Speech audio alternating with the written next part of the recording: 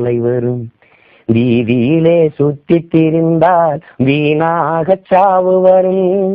பண்டார வன்னியனின் வாரிசல்லவா, பகையை துண்டாட நெஞ்சினிலே வீரமில்லையா.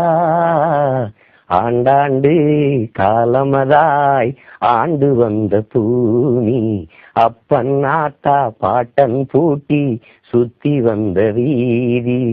எங்கள் அப்பா கண்ணெதிரே எதிரி இங்கு வரலாமா அப்படின்னு ஒரு குட்டி கண்ணன் ஒரு சின்ன பையன் பாடின அவன் குரல்ல அந்த தேசம் முழுமைக்கு அந்த பாட்டு ஒழிச்சிட்டு இருக்குது. அப்ப இதுல இருந்து என்னன்னா, கடைசி மன்னன் எல்லாளன்ங்கிறனாலதான் அனுராகத்தை அடிக்கும்போது கூட அண்ணன் வந்து எல்லாளன் நடவடிக்கைன்னு அதுக்கு பேர் வச்சார். எல்லாருக்கும் தெரியும் அது அந்த மக்களின் பூர்வீக மண்ணுன்னு. ஆனா மறைக்கும் போது ஏதாவது ஒன்ன சொல்லி அதை மூடணுமேங்கும் போது பொழைக்க போன இடத்துல நாடு வைக்கிறேன். இந்த அளவுக்கு தான் தமிழனுடைய புரிதல் இருக்குது. இங்க ஆன்மீகவாதிகள் ரொம்பவும் நம்பக்கூடிய ராமாயணத்தின் கதைகள் பார்த்தாலும் நீங்க லங்கேஸ்வரன் வந்து சொன்னது அங்கதான். ஆமா, லங்கேஸ்வரன் இல்லை என்றால் ராமாயணமே இல்லை. சரி, இது இங்க வேறு ரெண்டு விதமாக பார்க்கப்படுகிறது. நீங்க பிரபாகரன் பார்த்திருக்கீங்க. ராஜீவுக்கு முன் ராஜீவுக்கு பின்னெல்லாம் பிரித்து பேசப்படுகிறது. இந்த சம்பவங்கள் குறித்து தான் நீங்க பேசுனதுண்டா? நான் அந்த இதுக்குள்ள வரல. ஆனா ஒன்னே ஒண்ணு, இந்த தேசத்தின் பெருந்தலைவர்களுக்கும் இந்த நல்ல கற்றறிந்த சான்றோர்களுக்கும் மனிதநேய ஆர்வலர்களுக்கும் நான் சொல்லிக் கொள்றது, இந்த மண்ணில் நடந்த ஒரு மரணம் வந்து இவ்வளவு காலம் விவாதிக்கப்படுது. அது சரியானது, அது வந்து மிகப்பெரிய பிழை. அதுக்கு வந்து எல்லாருமே நம்ம அழுதோம், எல்லாருமே வருத்தப்படுறோம். ஆனால் அந்த மண்ணில் இந்திய அமைதிப்படை போய் குறைஞ்சது நான் சொல்றது மிக குறைஞ்சு 12,000 தமிழர்களை அழிச்சு ஒழிச்சிருக்குது. பல்லாயிரக்கணக்கான என் இன பெண்களை பாலியல் வல்லுறவு கொண்டு அழிச்சிருக்குது.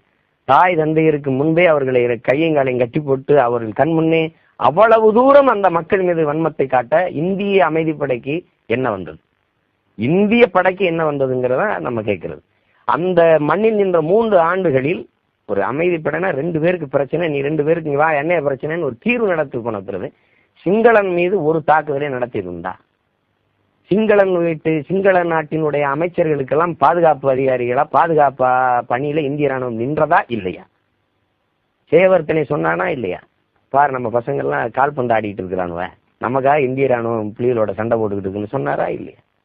எவ்வளவு பெரிய அக்கிரமத்தையும் அநியாயத்தையும் செஞ்சுட்டு திரும்பிச்சு. அன்னைக்கு முதல்வராக இருந்த தலைவர் அவர்கள் வந்து நான் வந்து வரவேற்கவே போக மாட்டேங்க, அவ்வளவு கொடுமையை நிகழ்த்தி இருக்கிறத வந்து வரலாறு ஒத்துக்கிறது. அவரே அவ்வளவு ஆள் மனதுக்குள் வேதனை இருந்தால் இந்திய தேசிய ராணுவத்தையும் நான் வரவேற்க போல என் இனத்தை ஒழிச்சு வருதுன்றது. அப்ப அந்த மரணத்தையும் நீங்க பேசணும், அந்த பிழையும் நீங்க பேசணும்.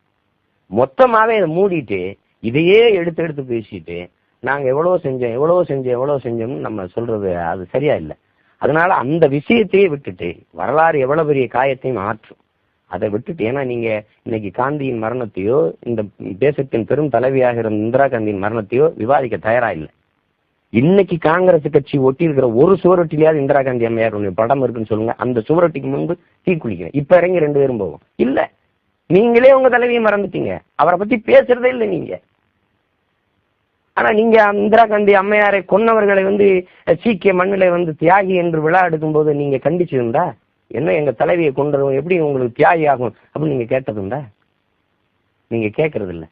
ஆனா இதெல்லாம் நான் பேசுனா இறையாண்மைக்கு எதிராக பேசுறேன், இந்த தேசத்துக்கு எதிரானவன் அப்படின்னு நீங்க இது பண்றீங்க. அப்ப அது என்ன ஆயிருதுன்னா, அதுக்கு கோவம் 2 விதமான கோவம் வரணும். ஒண்ணு வந்து இலங்கையில இருக்க தமிழ் அவசப்படுறது ஒண்ணு, இங்க ஒரு காலத்துல நம்ம வந்து வடக்கு வாழ்கிறது தெற்கு தேய்கிறதுன்னு. ஆமா, இப்போ அந்த வடக்குக்கு நம்ம வாழ் பிடிக்கிறதுனால இருந்து இங்க இருக்கிற தவறை தானே முதல்ல நம்ம கண்டிக்கணும் இல்லையா? அது கண்டிக்கவே இல்லை. இப்ப நீங்க ஐயா, நீங்க எனக்கு இருக்கிற வருத்தத்தை நான் சொல்றேன். நான் கடலுக்கு அந்த பக்கம் செத்து விழுகிற என் சாதி சினத்தை நீங்க கண்டுக்கிறதுங்கிறது 2ஆம் பட்சம்.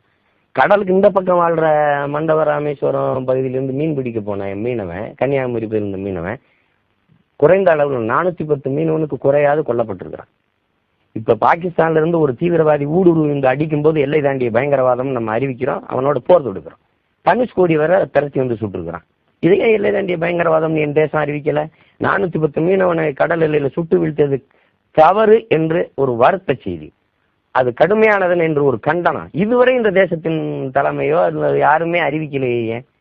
அப்படின்னா அது அது எந்த கணக்குல நாங்க சேர்த்துக்கிறது? அவன் சுடுற துப்பாக்கியும் தோட்டாவும் நீங்க கொடுத்து அனுப்புனீங்கன்னா எங்களுக்கு வருத்தம் வருமா வராது?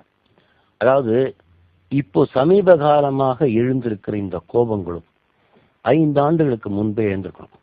அதாவது என் இன பெண்களை அவமானப்படுத்தி என் தமிழனை கொண்டு குடித்து IPTF-ஐ வரவேற்க செல்ல மாட்டேன் என்று சொன்ன முதல்வர் 5 ஆண்டுகளாக மத்திய அரசு கூட்டணி இருக்கார்.